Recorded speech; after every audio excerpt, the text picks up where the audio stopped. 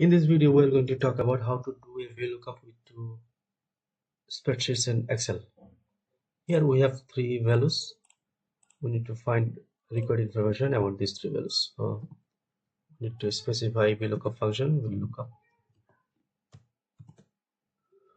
We'll search this value.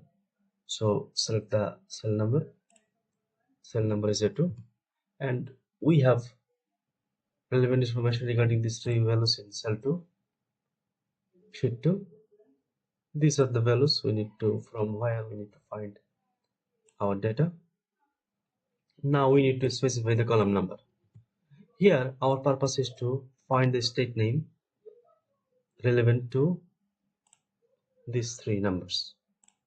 So this is column 1, column 2, column 3. We need to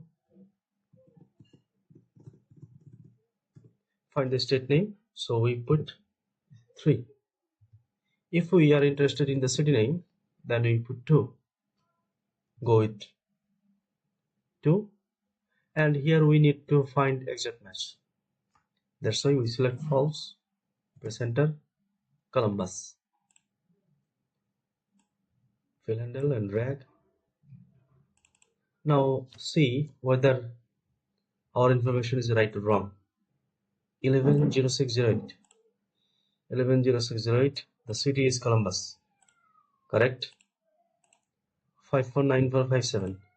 549457. The city name is Tampa Bay. Tampa Bay. 795574. Austin. Oh, all our information is right. That's how you need to perform VLOOKUP with two spreadsheet in Microsoft Excel. This function is pretty useful whether you deal with less data or small data. Just use this function and find your information swiftly. Thanks for watching. Please subscribe.